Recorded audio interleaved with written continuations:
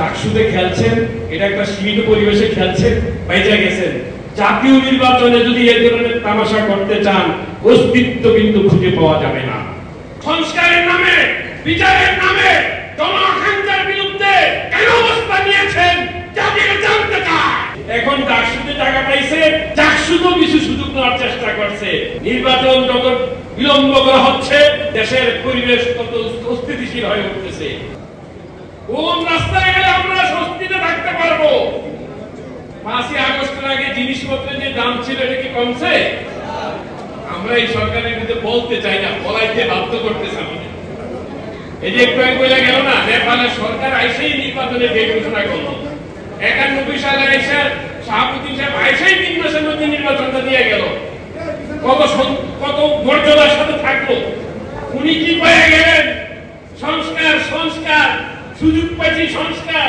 কি সংস্কার করছেন? গত 31-32 দিন সেই কমিশনের বৈঠকে ভালো ভালো খাওয়াইছে নাম করে, ডেলি 4-5 করে খাওয়াইছে। বিকালে বড় বড় বিস্কিট, চানাচুর, বাদাম, দুপুরে 7-8 কিসিমের ফল, আর দুপুরে খানার মধ্যে 8-9 কিসিমের তরকারি, রাতে রুটি গোশত, এভাবে করে আমাদেরকে খাওয়াইছে। আমরা 32 দিন ধরে খাইছি। খাইয়ে সংস্কারের তলা দিতে পাই না। What is the reform? এই রিফর্মের নামে আমাদেরকে আর কত ধোঁকা দিবেন? সংস্কারের নামে, বিচারের নামে জনআকাঙ্ক্ষার বিরুদ্ধে কেন অবস্থা নিয়েছেন জাতিকে জানতে চায়। আমরা বলতে চাই, আমরা 2000 থেকে বিএনপির নেতৃত্বে জুটেছিলাম, 2001-এ 8 দলীয় জুটেছিলাম, 2011-তে 18 দলীয় জুটেছিলাম, পরবর্তীতে 20 দলীয় জুটেছিলাম। কৌশলগত কারণে 2022 সালে যুগপথে গেলাম। আমরা কিছুদিন আগে ভারপ্রাপ্ত চেয়ারম্যান বিএনপির, তার সাথে আমাদের রুদ্ধদ্বার বৈঠক হইল। তিনি সেই ভাষা আমাদেরকে আগেও বলছেন, অধীন আবার উল্লেখ করলেন যে একসাথে আন্দোলন হয়েছে, একসাথে নির্বাচন হবে, একসাথে সরকার হবে। আমরা সেই কথার প্রতি পূর্ণ আস্থা বিশ্বাস আছে। কিন্তু আমরা চেয়েছিলাম যে যথাসময়ে একটা নির্বাচন যত বিলম্ব করা হচ্ছে, দেশের পরিবেশ তত অস্থিতিশীল হয়ে উঠতেছে। বেশিরভাগ আস্তে আস্তে মাথা চালা দিচ্ছে। এখন চাকসুতে টাকা পাইছে, চাকসুতো কিছু সুযোগ নেওয়ার চেষ্টা করছে, রাকসুতো আবার হাত মারবে। এভাবে করে দেখবেন একদিন যারা তাদেরকে আশ্রয় দিচ্ছেন, আপনারাও চার খালু হয়ে যাবে। আপনারা এই কথা ভাইবেন না। 96 সালে আনছিলেন না, বলছিলেন যে আমাদের ভোট গণনা করতে হবে, আইনটা বসাইছিলেন। 2008-এ শীর্ষ বৈঠকে আমি ছিলাম গুলশান কার্যালয়ে। দেশ নেত্রী বেগম খালেদা বলছিলেন, বারবার ভেবে চিন্তা করুন মঈনুদ্দিন ফখরুদ্দিনের নির্বাচনে যাবেন কিনা। কিন্তু ওনারা দলীয় জোটের সিদ্ধান্তের বাইরে ওনারা মিডিয়ার সামনে বলে দিলেন আমরা নির্বাচনে যাব। পাইছেন কি? 6-7 জনকে ফাঁসির কাস্টে ঝুলাইছে, হাজারকে জেলখানায় নিছেন, হাজার বন্ধুত্ব বরণ করছেন। It is result.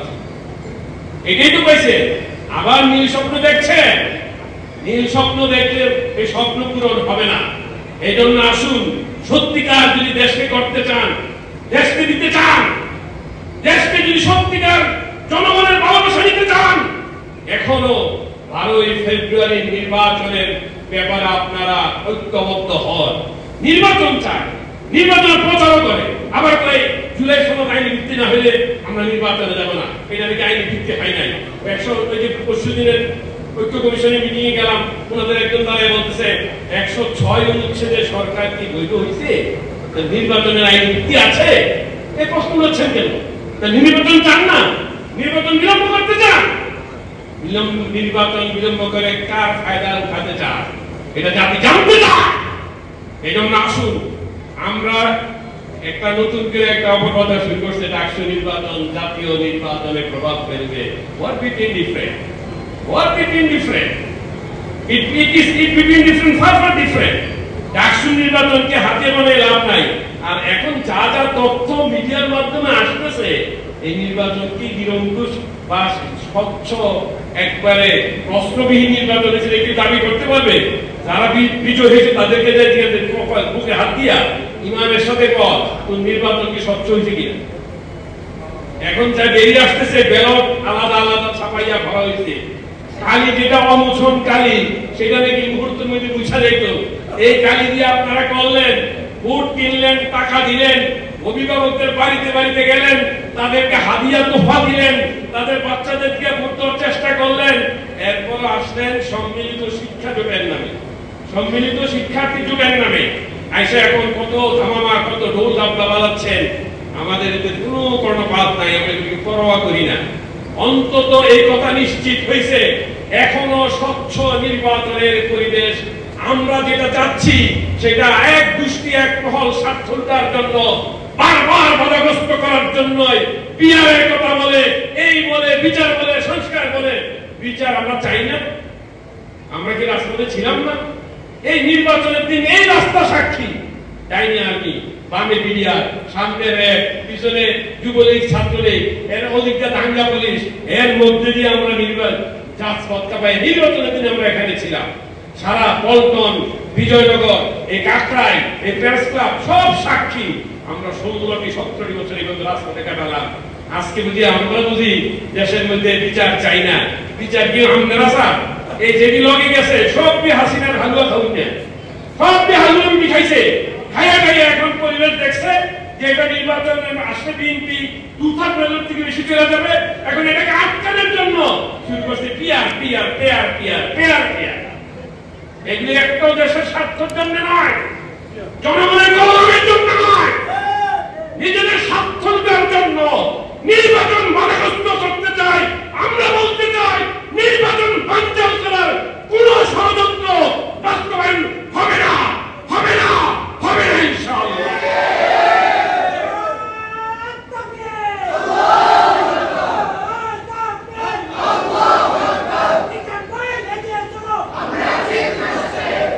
নতুন নতুন একটা প্রক্রিয়া চলে, মিশন তৈরি করে। ওই কোন পাগলায় মরছে, ওইটার মধ্যে হ্যাঁ কবরে কি দিছে, এটার ভাঙ্গার উৎসুক জনতারা ভাঙছে। আশপাশের মসজিদের মাদ্রাসা সব শিক্ষকদের বাইরে প্রক্রিয়া তৈরি করে। এটাকে হাসিনার থেকে ভালো করতেছে। মসজিদের ইমাম মসজিদ নাই, আনন্দর মধ্যে মোয়াজ্জিন পালাই গেছে, কিচ্ছু হইলে আশপাশে সব হুজুরের বাংলা করে। How can this, how can this? সুনামগঞ্জে এক ব্যক্তি কিভাবে মারা গেছে, আমার যারা সাংগঠনিক সম্পাদককে নিয়ে 1 নম্বর আসামি বলে ধরে নিয়ে গেছে, বিমান মঞ্জুর করছে। আমরা বলতে চাই এই নির্বাচন বাধাগ্রস্ত করার অংশ হিসেবে আমার যারা সাংগঠনিক সম্পাদককে মিথ্যা মামলা দিয়ে তাকে আটকানো হয়েছে, তার বিমান বাতিল করতে হবে, অনতি বিলম্বে তাকে মুক্তি দিতে হবে। মুক্তি না দিলে আন্দোলনে আগুন চলবে, আগুন কেউ নিয়ে পারবে না, পারবে না, পারবে না। আমাদের বিএনপির পক্ষ থেকে যে কর্মসূচি দিবে জমিয়তুল ইসলাম, 12 দলীয় জোট অক্ষরে অক্ষরে তার সকল কর্মসূচি বাস্তবায়নের জন্য প্রস্তুত আছে। আজকে যে কাউন্সিল হবে, যে নতুন নেতৃত্ব আসবে, সেই নেতৃত্বের প্রতি আমার অনুরোধ যে আমরা কেন্দ্রীয়ভাবে যত কর্মসূচি গ্রহণ করব, সেই নেতৃত্ব যাতে এইভাবে অক্ষরে অক্ষরে পালন করে আগামী নির্বাচনকে যাতে কোনো প্রশক্তি বাধাগ্রস্ত না করতে পারে। কে কি চুপ করলো, কত বল করেন, সমস্যা কি, কেউ তো বাধা দেয়, কিন্তু তারা কারা বুঝবে, তারা কারা তাদের চেহারা চিহ্নিত রাখেন। বারবার নির্বাচনটা আইলেই একটা ধুলো উড়ায়। 2001-এ ধুলো উড়েছে নারী নেতৃত্ব, পরে উড়েছে মজুরি নেতৃত্ব। এখন কই গেল নারী নেতৃত্ব, কই গেল মজুরি নেতৃত্ব, সবটা একাকার হয়ে গেছে। এইসব ধুলো উঠাইয়া উঠাইয়া বারবার এই দেশের জাতীয়বাদী শক্তির প্রতি মানুষের যে সমর্থন, ইসলামী মূল্যবোধের সরকারের যে সময় জিজ্ঞাসা করি, এই যে একটা মুহূর্তে বলে বিএনপি শরিয়া আইনে বিশ্বাস করে না, এই কথা কি সত্য? বিএনপির সকল সিদ্ধান্তের মধ্যে একবার ইশতিহার থেকে শুরু করে সকল কিছুর মধ্যে সুস্পষ্ট সিদ্ধান্ত হলো কোরআন সুন্নাহ বিরোধী কোনো আইন বিএনপির পক্ষ থেকে হবে না। যে দল কোরআন সুন্নাহ বিরোধী আইন করবে না, তারা কি শরিয়া আইনের প্রতি শ্রদ্ধাশীল না? শ্রদ্ধাশীল না হলে সে আইন করতে যাবে কেন? আমরা বেগম খালেদা জিয়া সহ বিএনপির শীর্ষ নেতৃত্বের সাথে আমি ব্যক্তিগতভাবে দলের প্রথম 200 বৈঠক করছি শীর্ষ বৈঠক। এই বৈঠকে কোনোদিন শুনি নাই তারা আমাদেরকে স্পষ্ট বলছে আমরা মডারেট ডেমোক্রেসি দল করি, আমরা সারা দেশের গণতন্ত্রের জন্য দল করি, কিন্তু আমরা ইসলাম মুসলমানের পক্ষের শক্তি হিসেবে কাজ করি। আপনারা যদি দেশে পরিবেশ তৈরি করতে পারেন, ইসলামের পক্ষে শরীয়ত আইনের পক্ষে যদি পরিবেশ তৈরি করতে পারেন, ম্যান্ডেট তৈরি করতে পারেন, বিএনপি সর্বপ্রথম আপনাদের পাশে দাঁড়াবে। আপনারা হেফাজতের আন্দোলন দেখছেন, হেফাজতের আন্দোলনের শীর্ষ নেতৃত্বের মধ্যে আমি ছিলাম। আমি শুধু সরে আসছি যখন তারা ফ্যাসিবাদী সরকারের সাথে সমঝোতা করতে, সেদিন থেকে আমি সরে আসছি, আদৌ সরে আসছি।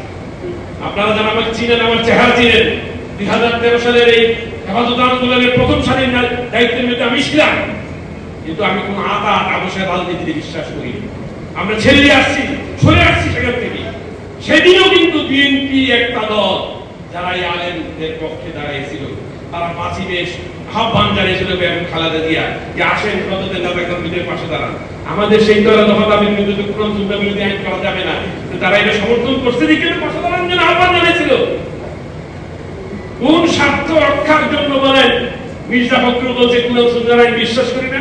সম্পূর্ণ মিথ্যা, সম্পূর্ণ মিথ্যা, অপব্যাখ্যা করা হচ্ছে। আমরা এই জন্য বলি না যে আমরা জোটে আছি বিষয়ে এই জন্য তাদের পক্ষে সাবাই দেয় না। আমরা পরিষ্কার ভাষায় বলছি যে আমি ব্যক্তিগতভাবে আমার তো যতক্ষণ পর্যন্ত নাকে দম আছে ততক্ষণ পর্যন্ত দেশে কোরআন সুন্নাহর আইন বাস্তবায়নের জন্য লড়ে যাব। কোরআন সুন্নাহর আইন বাস্তবায়নের জন্য এই জোটের শক্তি প্রয়োজন। এই জন্য সেই জোটের সাথে নির্বাচন যোগ করা হয়েছে, আদর্শগত যোগ করা হয়নি। আদর্শের প্রস্তাবে কোনো ছাড় দেওয়া হবে না। এই জন্য আসুন, আজকে এই সরকার, আপনারা এক এক নামে কত দেশদ্রোহী সরকার বলে, উনি আমাদেরকে কোর্ট দিয়া দেন বিদেশের কাছে, উনি করিডোর দিয়া দেন বিদেশিদের কাছে, উনি দিতে এত প্রস্তাব, এত বৈঠক উনি ক্ষমতার পরে আমরা কিন্তু অন্তত 4 থেকে 5 বার তার সাথে বৈঠক হয়েছে, খালি সুন্দর সুন্দর কথা, আর কথার কোনো কিছু দাবি করলে জবাব দেন। কিন্তু আইন কিন্তু একটা করতেছে। সর্বশেষ কি করবো? আমাদের দেশের দাবি হলো 90% মুসলমানের দেশে এই হাজার হাজার প্রাইমারি স্কুলের বাচ্চারা ধর্মীয় শিক্ষা কার থেকে, হিন্দু শিক্ষক দিয়ে ধর্মীয় বই পড়ে। বলেন কেমন ঠাট্টা, কেমন তামাশা! আমরা দাবি করলাম যে প্রত্যেক স্কুলের মধ্যে একজন ইসলামী শিক্ষক অর্থাৎ মহামানস ধর্মীয় শিক্ষক নিয়োগ করবে। এটা দিল না, বরং আমাদের সাথে আরেকটা তামাশা করলো, গানের শিক্ষক লাগাই। গানের শিক্ষক এত জরুরি? আমার দেশে কয়জন গান শিখতে চায়? দিশে নিয়োগ করছেন, আমরা এই ব্যাপারে আমরা কিছু বলবো না। কিন্তু আপনি কেন 90% মুসলমানের দাবি বিদ্যাঙ্গুলি দেখিয়ে হাজার লক্ষ লক্ষ মুসলমান সন্তানদের ধর্মীয় শিক্ষার জন্য শিক্ষক নিয়োগ দিলেন না? এর জবাব ডক্টর ইউনূসকে দিতেই হবে, দিতেই হবে, দিতেই হবে। আর যদি না দেন, আপনি কি এটাই শেষ মনে করছে? তাই বিপদীরা পথে নাকি জিদা পথে যাওয়ার রাস্তা কি হইতেছে বুঝতেছেন তো? কেউ কেউ তো হেলিকপ্টার উঠছে, হেলিকপ্টারও আসতে পারবে না, ওঠা তো দূরের কথা। এই জন্য এগুলি সামনে চিন্তা রাখা, মানুষের আকাঙ্ক্ষা আশা আকাঙ্ক্ষার বিষয়টাকে মাথায় রেখে বাকি সময়টা থাকে। আর একটা সুন্দর নির্বাচন দিয়া না, নির্বাচন নিয়ে হাঁটুডুডা খেললেন না, টাকসুদে খেলছেন, চাকসুদে খেলছেন, এটা একটা সীমিত পরিবেশে খেলছেন, বাইচা গেছেন। জাতীয় নির্বাচনে যদি এই ধরনের তামাশা করতে চান, রেজাল্টের জন্য অপেক্ষা করবেন, অস্তিত্ব কিন্তু খুঁজে পাওয়া যাবে না। আমরা কোনো হুমকি দুমকি দিতে চাই না, আইন শৃঙ্খলাকে আমরা নষ্ট করতে চাই না। আমরা আইন শৃঙ্খলার পক্ষে, সুরক্ষার পক্ষে রেখে আপনি আমার নিবিড়ে, আমরা লোকজন নাই, কিছু নাই, পার্টি একটা বানাইছেন টিম পার্টি, এটা আস্তে আস্তে খালি সুন্দর গুণায় গেছে। এটা প্রথম দেখছেন কত হাত গোল দিয়ে করছে, এখন দিয়ে আস্তে আস্তে এটা ঢাকা সীমিত হইয়া মিডিয়ার কাভারের সামনে এসে করছে। এই কিংস পার্টি এদেশের মানুষ খায় না। এই জন্য আমরা আমাদের যে কথাটা বক্তব্য দিতে চাই, সেটা হলো আমাদের নির্বাচনটা দিতে হবে। নির্বাচনের পরিবেশ, সুষ্ঠু পরিবেশ আমাদেরকে নিশ্চিত করতে হবে, নিরাপত্তা দিতে হবে। আমাদের প্রার্থীদেরকে হায়ার পরিচালনা করা হচ্ছে, বিভিন্নভাবে হয়রানি করা হচ্ছে। আর জমিয়তুল ইসলাম আজকে সুষ্ঠু ঘোষণা দিচ্ছে, আমরা সারা দেশে আসন টাসন এইসবের খেলা আমরা খেলি না। জোটের মধ্যে আমরা যৌক্তিক 10টা সিট চাইছি, তারা যেটা তার হাইকমান্ড সিদ্ধান্ত দিবে। আর ওনারা আমাদেরকে জানাইছেন এমন 6-7 যেটাতে মোটামুটি নিশ্চিত বলা যায় যে উনি পাস করে আসবেন। আমরা এই ধরনের আসনই দাবি করছি, বিগত সময় আমরা যে দাবি করছি সবগুলো আমরা পাস করছি। এই আসনই আমরা চাই এবং আমাদেরকে হাইকমান্ডকে সিদ্ধান্ত দিবে, যে আসন দিবে, এই সিদ্ধান্ত আমরা মেনে নিব জোটের স্বার্থে, দেশের স্বার্থে, রাষ্ট্রের স্বার্থে।